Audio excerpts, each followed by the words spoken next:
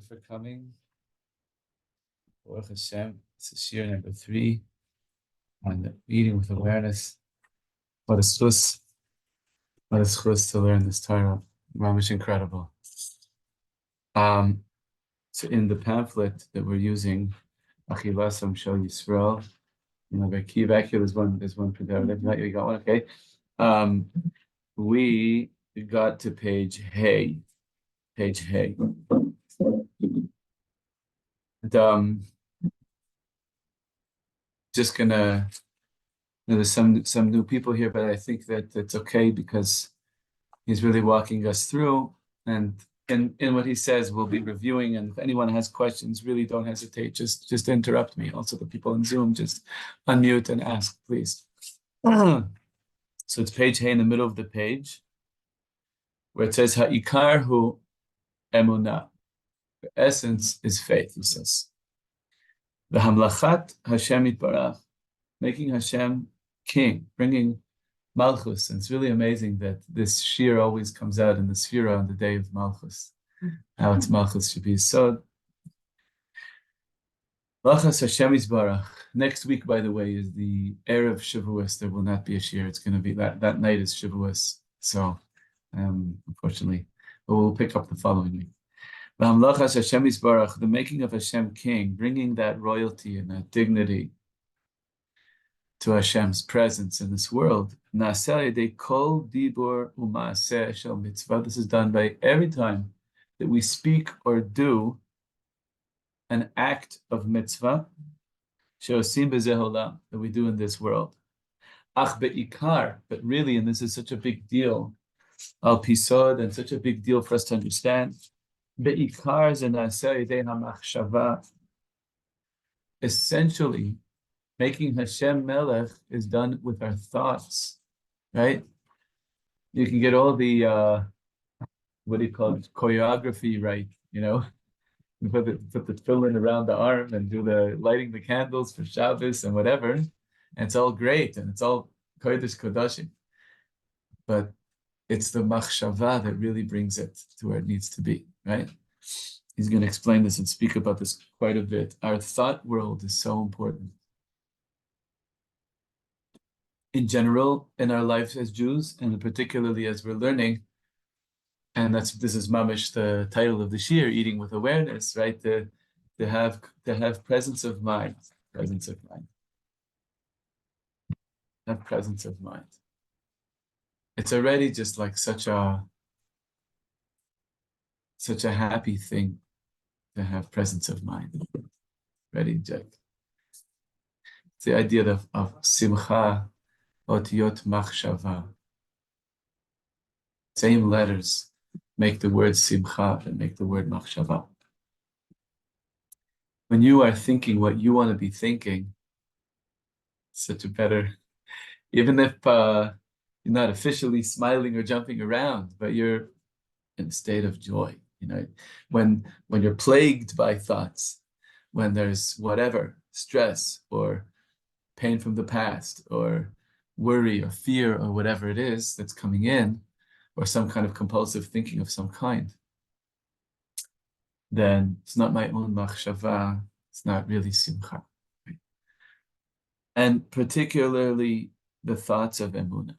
This is what we're learning about now. That thinking about emunah, thinking that Hashem is, especially with eating, Hashem is feeding me right now. Such a happy thought. It's a good thought. It's a great thought, and it's true. That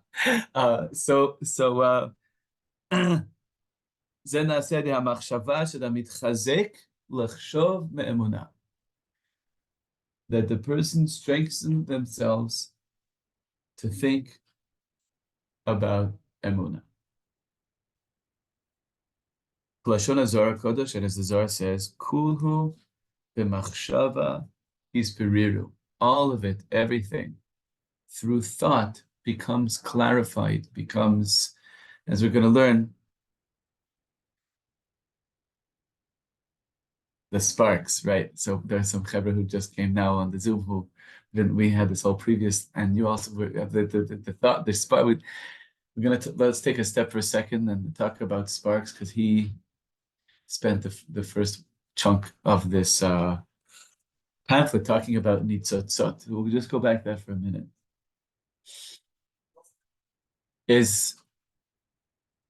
And again, how this relates to what we're talking about is that by having emunah, you clarify and you bring out and you connect to those fallen sparks. That's what the Zohar is talking about. Kuhu b'machshava isbiriru. Everything becomes clarified, freed, connected to through thought. Let's just finish his paragraph before we talk about sparks. Uvachol pam shadam choshev emunah. Every time that a person thinks about emunah, or does some act of a mitzvah, the action also carries it, right? But the thought is the main thing, like the Zohar says, Azai hu mamash nichlal b'shchina hakedosha. You mamish become one with the Shechina, with Hashem's presence, umetaken et habriya, and you're fixing the world. Right? One of the big things, as a segue to talking about sparks, one of the big things that we need to feel is, especially this year, we were talking about it on Shabbos, we need to feel empowered. It's been such a painful year, and a big part of the pain is like, what can I do? What can I do about the situation? Especially the hostages. It's so painful. What can I do? And this is one of the great simchas of learning this kind of Torah is there's a lot you can do. Every meal is something you can do, and in your whole life, all the time, right? One time, actually, this brings back a memory. I was sitting at this table for Shabbos lunch when Rav Shalom was still in the world. This was,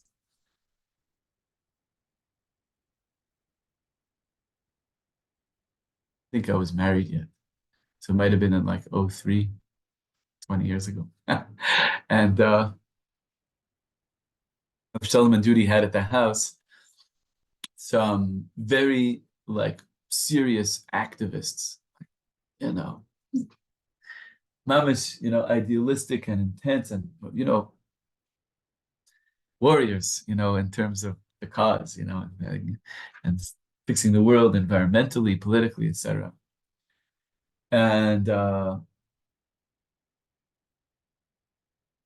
we were talking, we had this very deep conversation about life, and I was saying, seeing you guys is giving me big strength, because for you, when you're at the protest, when you're organizing meetings, when you're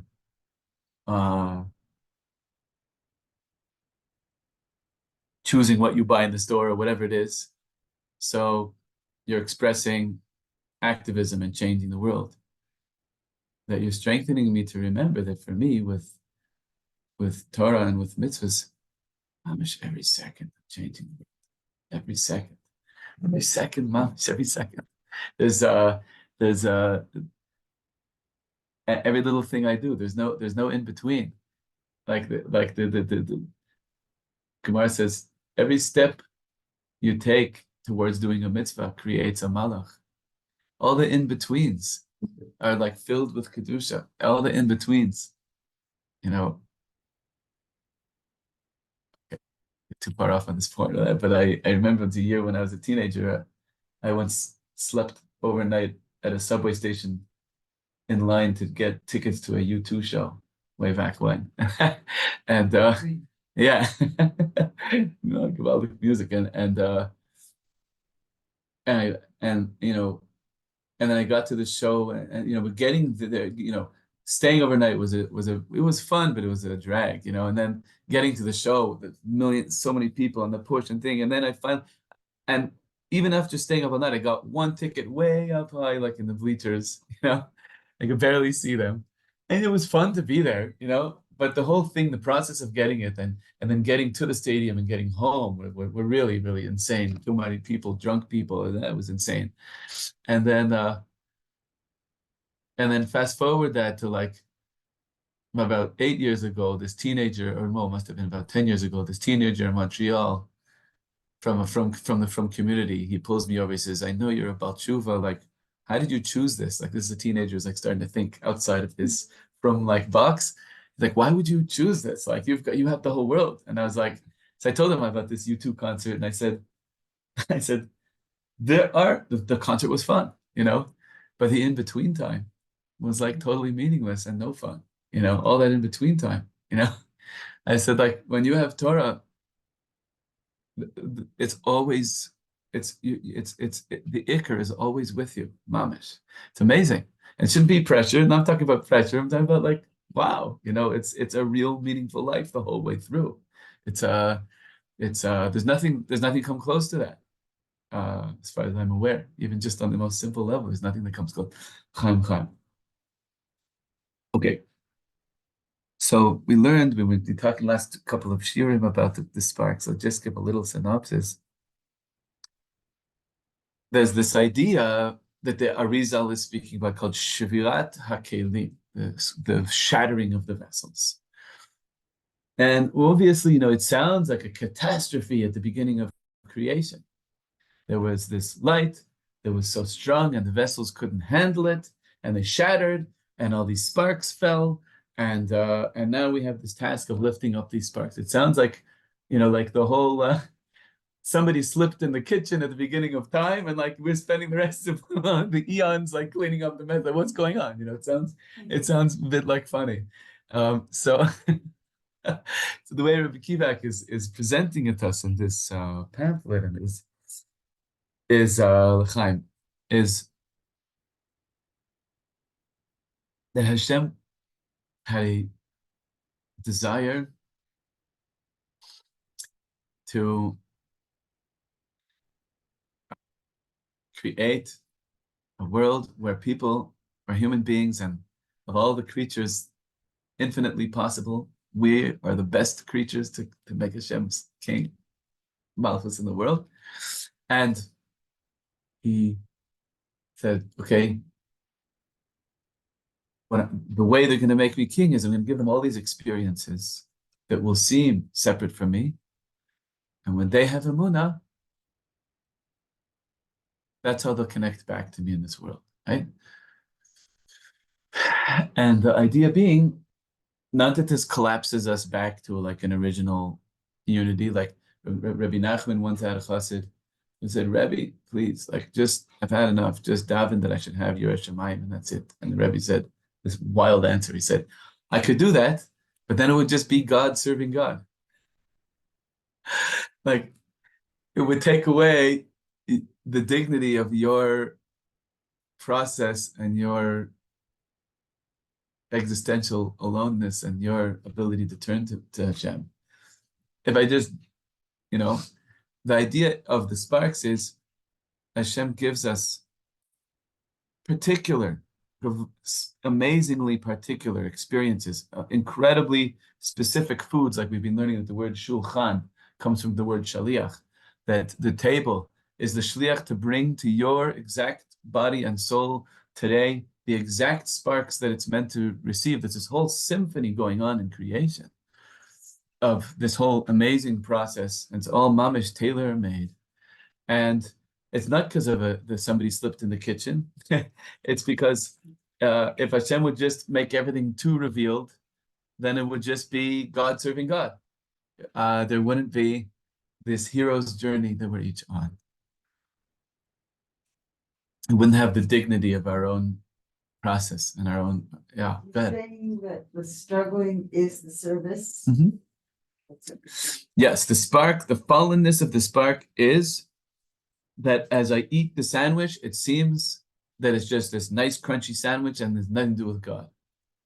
But this whole pamphlet is about opening up the possibility that if you turn your thought to being fed by Hashem, you can have a real experience of being fed by Hashem, and you can grow in this in your life. And these sparks are specific to your soul, mamish, and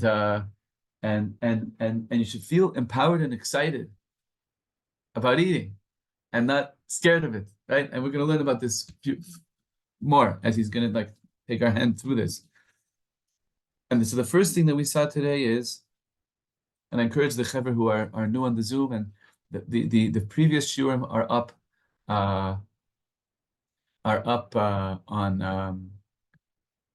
on what's it call it on Spotify. Yeah. Oh, I hope that the sound is good for everyone. Now it's in any case. Somebody put a message. Jyoti, can you hear me now better? Yes, hoping the sound is good for the camera online. It's important to be.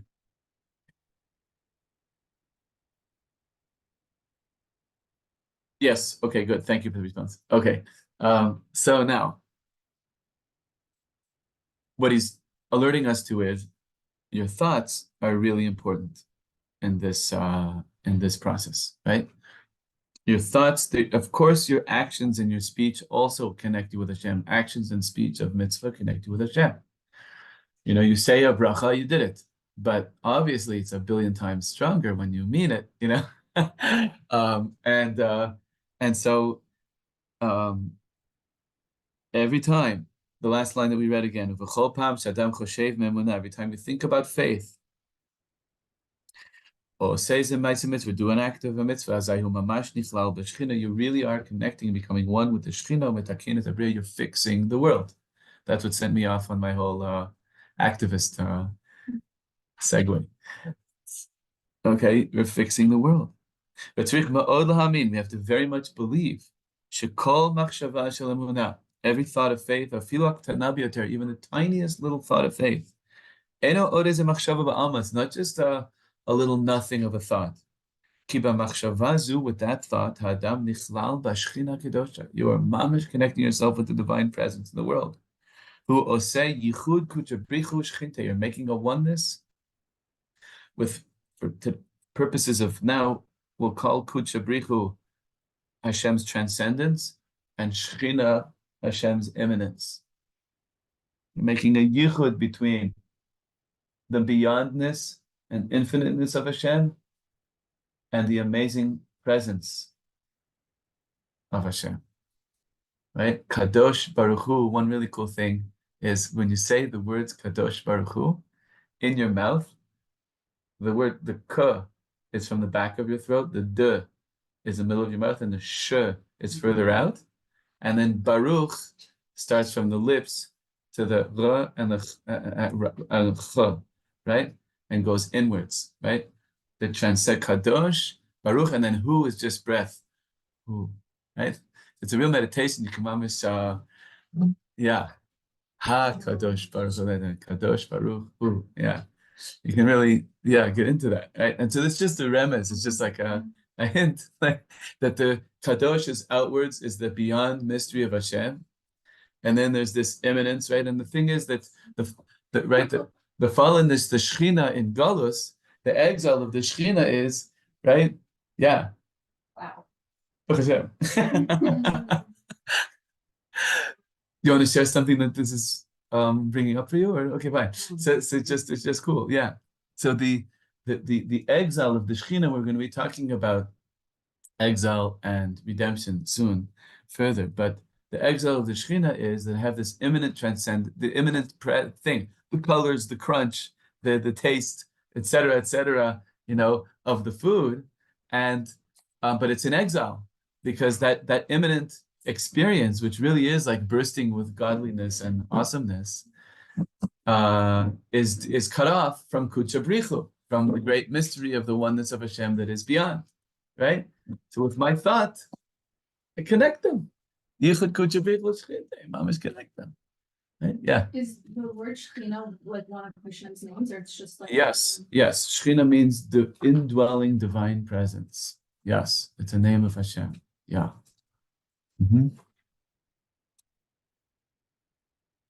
Okay. Right? Like the Gemara says, right? The Shechina dwells in the shul with a minyan. The Shechina is there. The Shechina is there with the mitzvahs that you do. When you learn Torah, when you open a sefer and learn, Shechina Shona Kenegdo, the Shechina is learning right opposite you. I'm not sure. Maybe she's upstairs. We're in heavy fundraising mode. I was like, where's he going? Yeah. Oh, well. Hopefully everyone's like on the phone, you know. Good. I hope. Any case. Okay, so we're on page Hey in the second paragraph from the last paragraph. V'tzarich This- me'od lahamin. Yeah. V'tzarich me'od. You can take that home if you want. Have one of Or them. maybe. Okay. Yeah. V'tzarich me'od lahamin shekol machshava. Okay, we got our actually to 3 lines on the bottom, middle of the page. V'zeh ikar gadol ben munah. This is a really important fundamental principle of faith. Ikar gadol. It's like it's a really important, essential, fundamental idea. Sheha adam ya'amin, that a person should believe, shebechol ma'aseh tov shelo, that with each good act of mine, hu mamlichet Hashem baruch ba'olam, you really are making Hashem king of the world. Ve'av she'einav einam ro'im ez shinui shechal ba'olam. Even though with your eyes you don't see anything happen, you just made Hashem king. Great, but nothing is, the world seems the same on the outside, right? But it's not the same. To believe that it's mamish not the same. That with each, particularly we're talking about thoughts and the incredible importance of thoughts and how thoughts can really make a yichud. And particularly we're talking about when we're eating, to believe it's Hashem feeding me. This makes a yichud, and those sparks of divine indwelling presence of Shekhinah, of this whole amazing imminent experience that I'm having now, which could be in exile, could be just compulsive and separate from and not thinking about Hashem. But if I do think about Hashem, even a little bit, even a teeny bit, yeah, it's gorgeous. Yeah, no, I know the way she does her houses. Even just a little bit, I'm mamish making Hashem melech, and even though I don't see anything change like out there, that you did do something, and with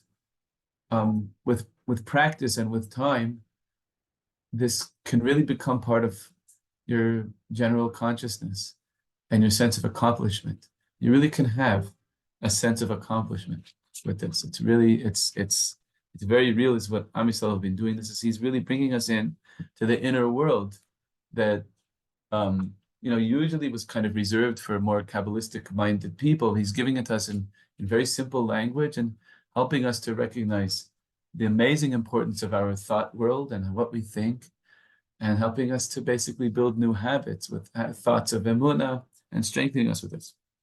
Okay, now page Vav.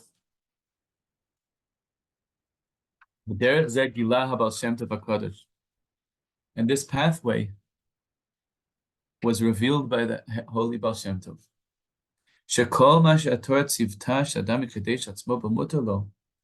That the idea, right, of Kedoshim Tihiyu, right? Remember that mitzvah, it's a parsha in the Torah, be holy. This is very much in terms of you want to know like which mitzvah in the Torah are we learning about, which verse is this whole pamphlet and this whole idea of eating with awareness. It's that verse of Kedoshim Tihiyu. Kadesh et atzmecha b'mutar lecha. Sanctify yourself within that which is permitted to you, right? And the Baal Shem Tov came to the world to teach us this, to reveal to us, Ein perusho she'Hashem yitbarach rotzeh stam shenifrosh me'aha'olam, that the definition of making yourself holy with what you eat, with what you experience, holiness is not defined as separateness, right? The word kodesh is very fascinating. The word kodesh in Hebrew, let's take a little second and talk about it before we continue inside, can have 2 prepositions that go with, like kadosh me and kadosh le, right? That I'm holy, I've sanctified myself from, I no longer do X, right? Kadosh me is a lot less used, but it's just emphasizing the definition of separateness, right? That, for example, when you dedicate something to the Beis Hamikdash, you say this should be Kodesh LaHashem. This should like what was written on the tzitz, the golden forehead plate worn by the Kohen Gadol. It's there it had the Lamed, Kodesh LaHashem, holy to Hashem, right? Le. Yeah, that was Kodesh LaHashem, right? And but also every time you make something hektish, every time you'd say, I'm gonna donate, this table to the Beis Hamikdash or whatever, if it's something that either physically is going to be used there, or it means that monetarily the clerk, there was a gizbar, a clerk of the Beis Hamikdash, and a whole system of people who took in physical donations, then if they were usable in the Mikdash, they would use them. If not, they would sell them, and the money would go towards Beit HaMikdash upkeep. When you declare something Kodesh, it becomes separate from you. You're not allowed to have any benefit from it. Once you've made your table, let's say, Kodesh for the Beit HaMikdash, then you got to wait till the movers come and bring it there, and it gets sold by the Gizbar, and you're not allowed to eat on this table, stand on the table, lean on the table, because it's Kodesh. It's separated from you. It's separated from you in order to be connected to the Mikdash. Same thing with Kiddushin, with marriage, right? Harei at mekudeshet li means you're forbidden to everyone else for me, for this marriage, for this connectivity, right? So Kedusha, we're used to usually thinking of Kedusha, I don't know if you are or not, but many people are used to thinking of Kedusha as meaning separateness, something else, other. But it's not only that. That otherness and separateness is totally for the sake of connection. You see that the strongest in the idea of Kiddushin. Obviously, the idea of Kiddushin happening, the essence is not that she's forbidden to everyone else. The essence is that there's a bond that just got created. There's a marriage that's going on, right? And same thing with sanctifying something to the Beis Hamikdash. Okay, it's forbidden to anyone else but why is it forbidden? Because it's for the Beis Hamikdash. It's a connection, right? Kodesh le is the two ideas are two sides of a coin, right? So the mitzvah of Kedoshim Tiyu doesn't just mean separate yourself from physicality. It can't only mean that, right? Because that's not the full definition of what Kedusha is, right? As he's going to say, let's go back inside. The Baal Shem Tov came to reveal again, second line after the comma. Ein perusho sh'Hashem Baruch Hu tzes stam shenifrosh me'olam. Does not mean merely that Hashem wants us to separate ourselves from the world. Ki im ein ze ratzon Hashem shenochal. If really eating is like bad, eating is bad. If that's what it is, then as maduahu hitirzot, why did Hashem make it permissible to eat? Why make it impossible to survive without eating if it's like a bad thing, you know? Ella kol ha'inyan hu, the whole concept is Hashem yitbarach ratzah, Hashem wanted shenikach ta'ava, that we should take a desire, a physical desire that's in us, shemastir umashkiach, that can hide and cause us to forget ne'ha'adam, et Hashem yitbarach, to forget Hashem, ve'emunah bo, v'sham, within that experience, lahamlich oto, to make Hashem melech, within the experience, not to not do it, right? The way to get past just living a life of stimulus response, of just only being ruled by your physical desires, is not by separating yourself from them only.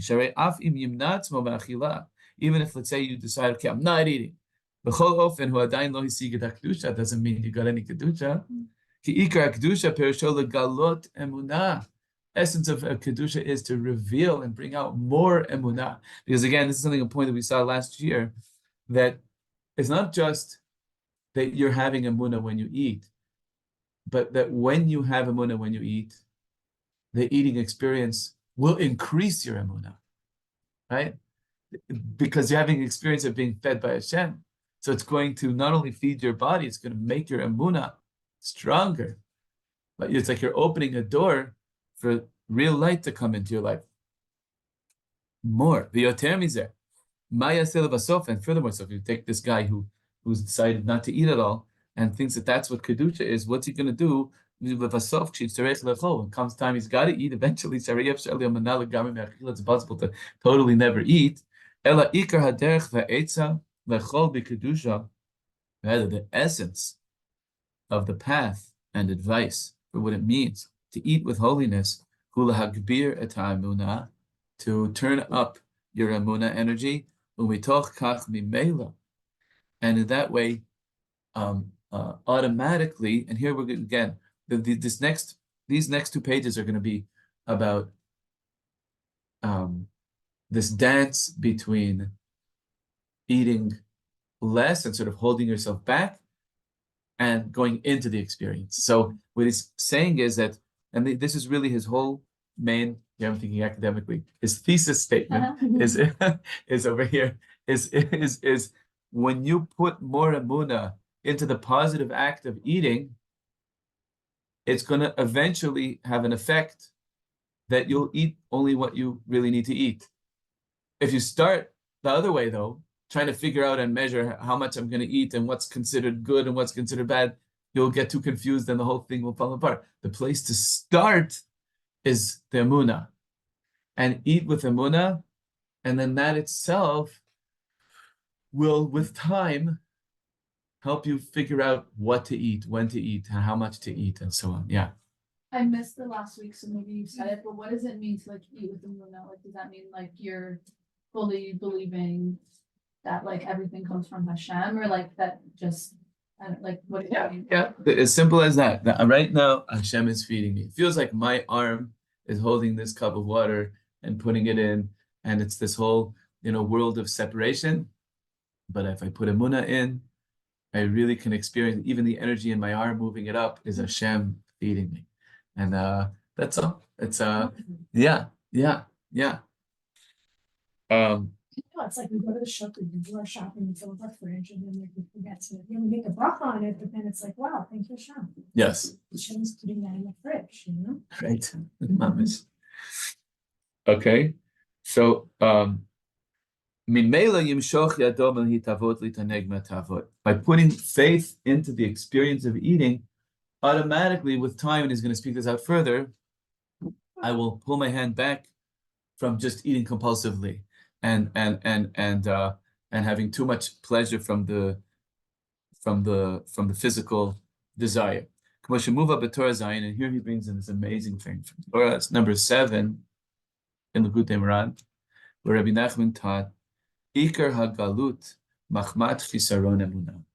The essence of exile, and he's talking about like spiritual exile. That state of being in exile is because of a lack of faith, meaning to say, Klomar Shaderech Latzeit Ma'galut, of the Tavot, the Galut HaTavot, the way to get out of the exile of desires, Hu Derech Emunah, is the way is through faith. It's an amazing thing. In a way, it relates a lot to the 12-step world. It's the same. The exile is when a person is consumed by their yes. When a person is consumed by compulsive behaviors of different kinds, right? Eating is one of them. Internet, etc. There's so many different kinds of things that a person, and when you're just doing that, it's eclipsing the beauty of life. There's the screen or the food. It's just this again and again trying to fill the void. It's an escape, and I'm not like really living, right? I'm in such exile. I'm barely there, right? You guys are vibing this? Like this is a very real thing. This galut hatavot. Yeah, it's more than just food. However, what's amazing is, and we'll learn about this more in the coming weeks and months. Yes, especially eating, because you are what you eat. There's a story one time they asked Moshe Feinstein. There was a yid who was are what you don't eat. Nachon. So there was this yid who decided that he wants to like experiment with Yiddishkeit, and he said, I want to do one mitzvah, and I've heard that the 3 most important are Shabbos, Tarat HaMishpacha, and Kashrut. Which one should I keep? The married guy. So Rav Moshe Feinstein said, what do you think he said? Kashrut. Kashrut, right? Well, now it's easy. It's easier than eating class. But he said, but also makes you have to be careful about details. It makes you be careful with details. Yeah, but particularly what you eat, and as we're going to be learning further in this year in the coming weeks and months, how you eat is what becomes your body and your soul's energy, right? So Rav Moshe was saying, of course he's going to end up keeping Shabbos and all the other mitzvahs if he eats kosher. It's going to clear his heart out of the tumah, right?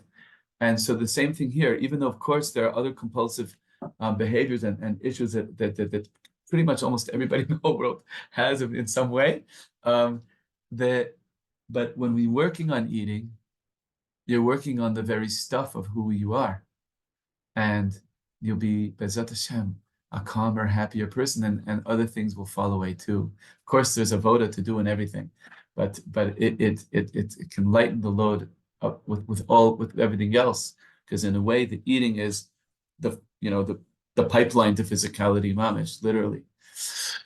Chaim.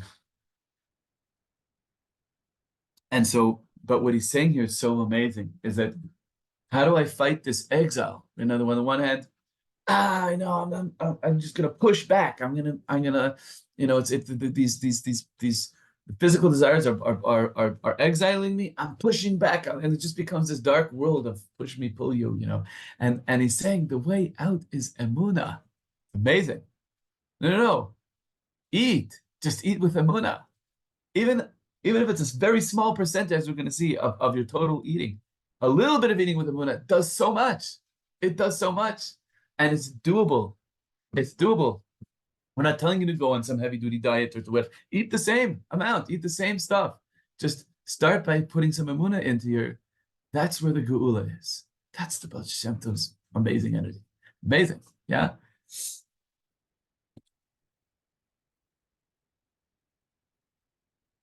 Again, 4 lines up from the bottom of the first paragraph. Kolomar, this is to say, Shahaderech letzeit migalut hatavot hu derech emunah. The way to get out of the exile of physical desires is to take on the desires in some way. It's faith, which is this very much the 12-step thing, right? Very related to the. It's not exactly, but it's Like the 12 steps of addiction? Yeah, the idea of higher power, the idea of connection, that it's not, you try to fight a white knuckle it your whole life, maybe a dry drunk, but there's we need Hashem.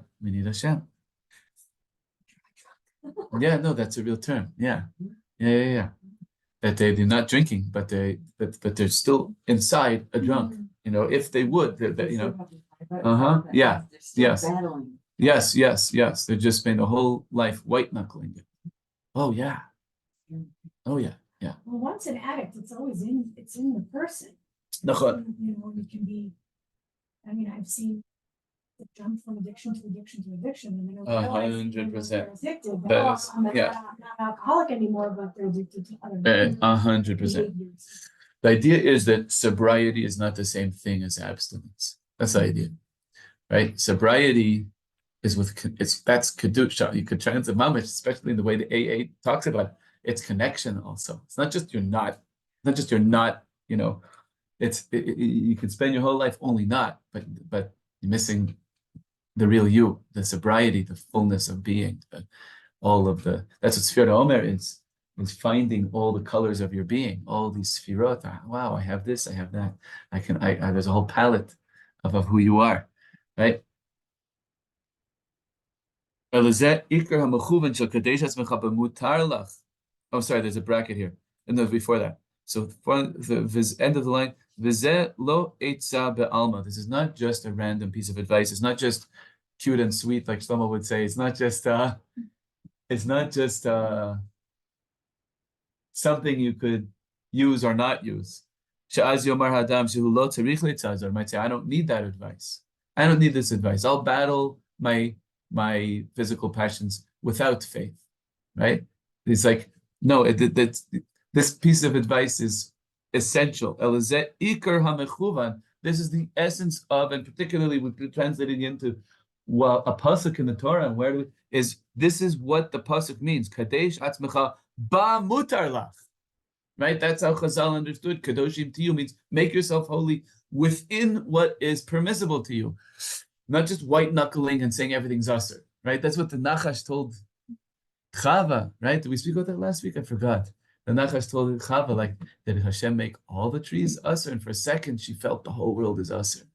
And we're still dealing with that drama. Like, well, maybe everything is usher, No, there's so many wonderful experiences Hashem wants you to have and to experience Hashem feeding you, being with you, shining sunlight onto you, etc. Hashem wants you to have those positive experiences, those content-filled, Technicolor, full 3D, not virtual reality. Hashem wants you to experience reality. Yeah. And it's gone. We're in the best reality. The last line, that we make Hashem king, that this malchus bringing this dignity, and it really is, when you have this emunah, there's a sense of royalty that comes in. There's a sense of Hashem's presence, it's real. So now he's getting into this. Because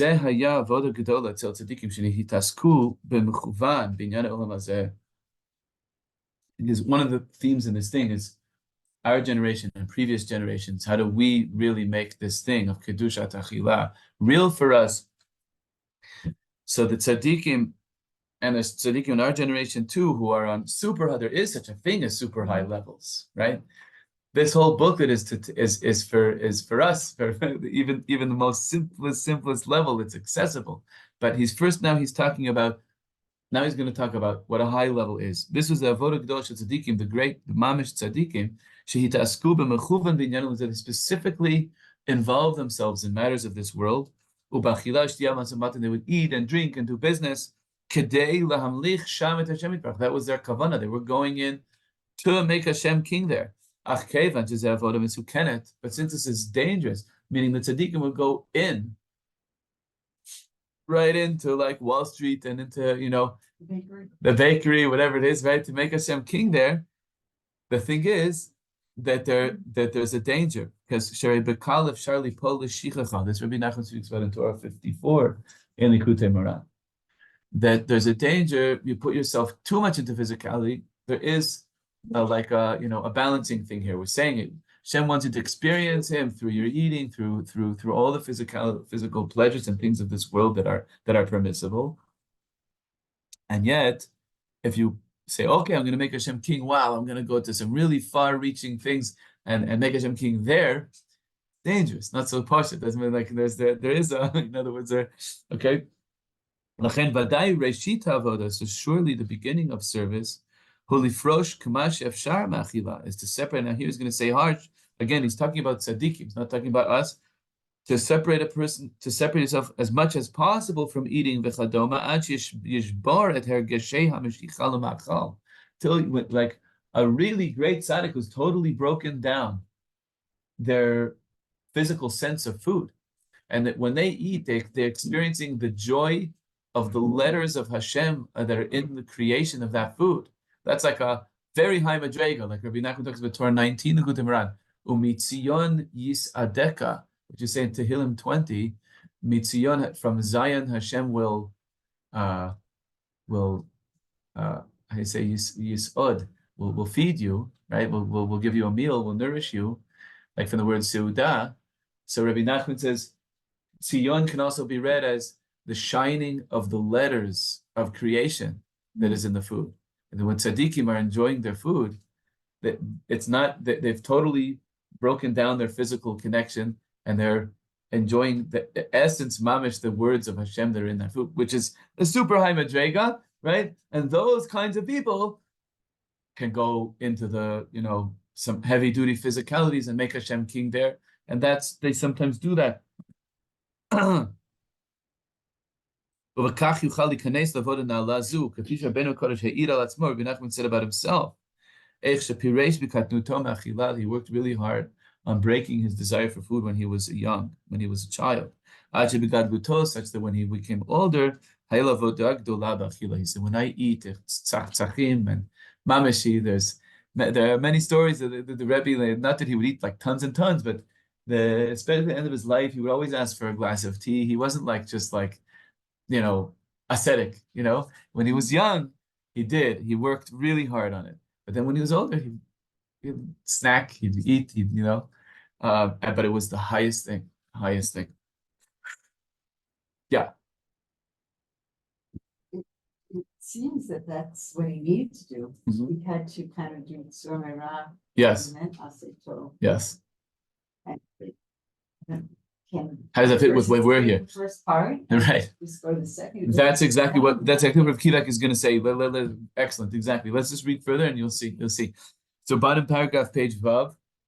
V'lachein, and therefore, lifnei ha'achila yesh harbe hanhagot shel prishut mashmuvav b'sfarim hakadoshim. Before eating, there are all kinds of advice that the holy Sfarim are telling us about separating. Kigon achila bebitinut, for instance, to eat slowly, which, by the way, doctors also say is a good idea. That chew your food, and you're being kind to your own stomach when you chew your food. You know, or to pause in the middle, right? If we're going to have a whole chapter on this later on in the pamphlet. However, even though they're speaking about those things of separation, but that's not the actual kedusha. The kedusha's achila is in the actual eating, not the waiting or the stopping or the eating slower, etc. Hanagot, these are practices she'otzeret ha'adam, that stops the person mehalehitut achar hamachal, from being like running after, from being on fire for the food, right? Kedei sheyuchal lachshov me'Hashem yitbarach. They're just space-making strategies so that you can think, right? So for us, that's the kind of pre-shoot that we can relate to, not fasting from Shabbos to Shabbos like Rabbi Nachman did when he was young, but rather pausing a little bit so that I can remember to think about Hashem in the lafa or whatever that I'm about to have, right? And ki betoch hatava vehalahitut, because once I'm already in it, it's very hard to right? If I set the intention first, if I make the bracha and so on, later on he says to sing a nigun. Sometimes it's a good idea to sing a nigun before you eat. Betoch tava vehalahitut, once I'm already inflamed with the desire to eat and gobble it up, kasher lachshov emunah, then it becomes hard to think about faith. Therefore, we need some kinds of practices of separation from it for the sake of getting into it for the divine experience of it, right? But surely the essence of holiness, talui kama mitgabrim lachshov machshavot emunah b'toch hamachal. It's back to what you started with. Essence of it is your thought, to be able to think and direct your thoughts towards faith as you're in the eating experience. Let's get just a few more paragraphs. We'll finish with these. Nimta. So this is called le'uvda ulamaiser. Now, like, okay, what are we actually saying? What should we do? What are we actually talking about doing? Right? Nimta. So we find le'uvda ulamaiser, for the actual implementation. Shebevadai, surely misha kachol lifrosh nimshoch yadom ha'machal. Somebody who's able to do some heavy-duty pre-shoot, like Rabbi Nachman did, like these tzaddikim did, ashrei lo, happy is a person, such a person. However, k'sha'adam ro'eh shebefol hu marbeh b'achila. What about Leibish Hundert, who eats a lot? Marbeh b'achila. Azai shelo yarim yadav v'yeush. And here's getting mamish to your question. Whoops. Should not lift your hands up in despair and say, this whole thing is not for me. To say that the holiness of eating is just for other people, not for me. The eitzah for you is laharbot ba'asei tov, right? Like you were saying before, about the surah. There's another derech which is called starting with the asei tov. V'loli lachem panim b'panim b'taiva, not to try to fight straight head on with the taiva. That's hard. And most of us, it's too hard, doesn't work. The white knuckling. There are great tzaddikim that do it and win and stay b'simcha, and then they get to the kedusha after that on a super high level, etc. But for us, it's absolutely not only acceptable, but it's a completely lechatchila. It's 100% the way to go, to start with asay tov, to start with just having emunah in the eating that you do. Eat whatever you eat. Just try think a little bit about emunah, a little bit more, right? Fine. This, by the way, there's a Sfat Emet on Chanukah. The Mamish speaks exactly to this thing. Remember the Machloket, Beit Shammai, Beit Hillel, about candles, right? Beit Shammai says you start with 8 and you go down to 1. And Hillel's Beit Hillel says with 1 you go up to 8. And so the Sfas Emet says this is a Machlokas about what comes first, the Asay Tov or the Sur Meirah, right? And he relates it to these two powers that fire have. Fire can have warmth and light, or fire can be something that destroys, right? So Beis Shammai's focus is destroy your tavot, get away, do the Sur Meirah. That's the thing. And the Beis Shammai's way is for very few people and is not the halacha, right? That's why it gets less and less and less, right? Whereas Beis Hillel's way is go with the Asay Tov, just keep adding more light and adding more light. But we actually do the other way. We do Beis Hillel's way. Yeah, exactly. Because it's so hard for most people. Yeah, that Beis Hillel is generally seen as more lenient, more practical, more related to the everyman's consciousness, as opposed to Beis Shammai, which is like a sort of like a gevura. Gevura, Beis Hillel is generally understood to come from Chesed, and Beit Shammai from gevura, and so that's the same thing. The way to the fire. It represents the fire destroying, the fire's destructive capabilities, whereas Beis Hillel is focused on the warmth and light and increasing that more and more and more, doing more and more Asay Tov. And Mimele, the Sur Meirah will come along with it. Same idea. Mimele, automatically, when I'm in a good place and I'm adding more light and I'm conscious of Hashem as I eat and I'm enjoying the food with a divine experience of faith, the lightness of that and the realness of that will calm me down from eating too much and will help me make better decisions little by little with what I eat also and when I eat, right? That's the idea, right? Okay, second paragraph. Uve'ikar, and essentially, tzarich she'amin b'koach shel machshava. Essentially, what's really essential, you got to believe that thinking a little bit about Emunah as you're eating the food works. It's important. It really means something. It's really meaningful. Shebechol machshava ktana shel Emunah, with every little thought of faith, hu ma'aleh nitzotzot, you're lifting up those sparks, right? That specific experiences of how Hashem is slated within the symphony of all the creations, all the generations, all the geography, all the food, transportation, all the etc., the grains, the raindrops, all the molecules, the everything that reached your table, exactly that this and past the broccoli salad, boom, and then there it is, right? And then to believe that my thinking about this and believing it is mamish going to release and connect that spark of Shechina, of immanence that is meant for me to connect with Kuchabrichu, with that this is really God feeding me. V'zeh achila b'kedusha. And through this, right, so Shebechol Machshava, again, reading the line again from the second paragraph, Shebechol, from the middle of the line, Shebechol Machshava Ktana Shel Emunah, Hu Ma'aleh Nitzotzot, Mechadesh HaMachal, V'zeh Achila B'Kedusha. With every thought of faith, you are lifting up sparks, you are making the food holy, and this is called eating with holiness. Uv'meshech hazman, and with time, She'itgaber Lachshov Tzat Emunah, when you learn to build this habit, to think a little bit of faith, you will eventually automatically come to an actual feeling, the ta'anug b'Hashem yisvarach, of like enjoying the godliness of you can have this.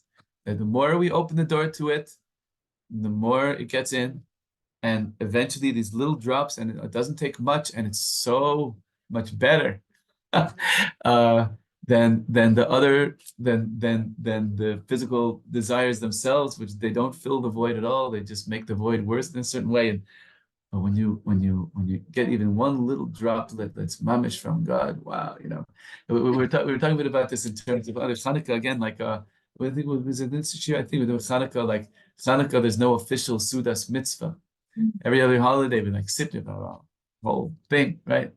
But Hanukkah is the holiday of snacks, these cute little things, because when the light of awareness, the light of the Chanukiah is shining, even the little thing is like everything, filled with this So you gaval. don't need a Suda.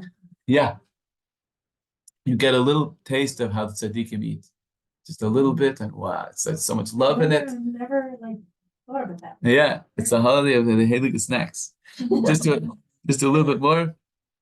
Ach peshat maaseh at the time of it. So you have, so first of all, mimela yiskele is a hergish v'tanu which you automatically with time get more and more of a sense of delighting in Hashem as you're eating. Ad shemimela yima'et b'achila, until eventually, it'll just happen that you'll eat less because you're getting filled in a much deeper way. You just don't need to you'll just it'll fall away. It'll just fall away. Ach b'shat ma'aser, but he says here now, there's a really important line. When you're actually eating she'ochel tzrich ma'od lizaher, it's really important dafka shelo yeval belas, when you don't start confusing yourself b'shi'ur v'kamut hachila, how much and when it is this next piece of sushi, do I need this one? Each thing, if you that those thoughts are dangerous. Why? How much little to eat? By if your mind gets wrapped up in that, then it's taking up the space from thinking about God, right? Don't think about how much. Eventually, it'll work out. It'll work out. You'll eat what you need. But if you start thinking how much it should, and say second helping, a third helping, half a helping, it's the portions, etc., etc. No, those things are distracting you from emunah. What an amazing perspective! This book is so precious. Stopping you from making this eating experience holy by making Hashem king within the eating. Hope maybe we'll stop here. If anyone have questions or thoughts? I like what you said about coffee. Yeah, it's cool. I've never heard of that. It's so cool. Sure. I used to say snacks.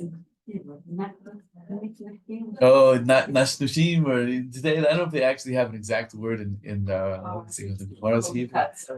Yeah. Seudat arai or something. Yeah. Yofi. Okay, great. Thank you so much, everybody. Yeah. Thank you. I have a Mona. question. Yes, Ellie, go ahead. It's not directly related. We take a question that's not directly related to the class, but has to do with kedusha and food. Elisa. At what point, if you have food left over on your plate, are you allowed to give it to an animal? At what point is it kadosh? And if it's kedusha shvit also, and Shabbat food and food that's holy that you're sanctifying for your food, at what point is it still in your meal? And at what point is it allowed to be given to an animal? Is it allowed to be given to stray animals? Allowed to be one of your animals? Thrown out, etc. It's a great question. First of all, such thing as allowed though? yes, because machal adam is not, the Chazals are speaking about not giving human food to an animal. One second, it's just Judy calling on the phone. So the Chazal do speak about this. I'm going to have to look into it. The Imamish do speak about it. However, the most important thing is that the ideal is that you feed your animals before you yourself eat. That's a halacha. If I remember correctly, the Shulchan Aruch codifies that. If it's, I'll find you the source, that a person should always feed their animals before they themselves eat. So ideally, the question doesn't come up because you fed the animals first, right? But okay, we're saying, well, can I use the leftovers from last meal to feed them now? Well, yeah, that one, but or particularly about maybe a cat that's not ours that comes and shows frequently up for food randomly, and right? shows up randomly, So but there's a does not question, depend on us for food because it also right? goes Exactly. everywhere and it can also eat Depending, mice and etc. like that. yes, And is the food that's it's a Machal great Adam, it's question. Kadosh, and you can't give it to the cat right away when it comes up and It's asks a for food. it's a great question. The idea of Ma'achalam alecha and not alecha, like does this animal depend on you to eat or not, is actually a big part um of the question, because animals that don't depend on you, I think there's much less room to give them human food. Animals that do depend on you, there may be more room, but I don't want to answer off the cuff. I got to mamish look up. It's a Gavaldic Think question. It about really it. does relate to this whole spiritual sense of things. And mamish, it's a, Your animals, then you really have to be more careful not to give them human food. if I remember correctly, yes, yeah. Yeah, meaning not just because they're not mine, but they'll be okay. Meaning like your average pigeon, is going to be fine. But yeah, Because the bracha was made on the food? I'm going to have to look Okay. into it and get back to you. Such a yeah, complex it's because question. yeah, it's very fascinating, and Shkoyach bring it up, and I hope I remember, because now we're in the fundraiser, and then next week we're not having shir because it's Erev Shavuos. I'll send you a. So send me a reminder like next week or after Shavuos if you can make a reminder. Anyway, He has to do that. yeah. Maybe Elia, if you happen to remember after Shavuos. Anyway, Yeah, okay. I'll remind you for sure. Besimcha Gdola. Thank you, Chaim. Okay, Yom Tov. Kol Tov.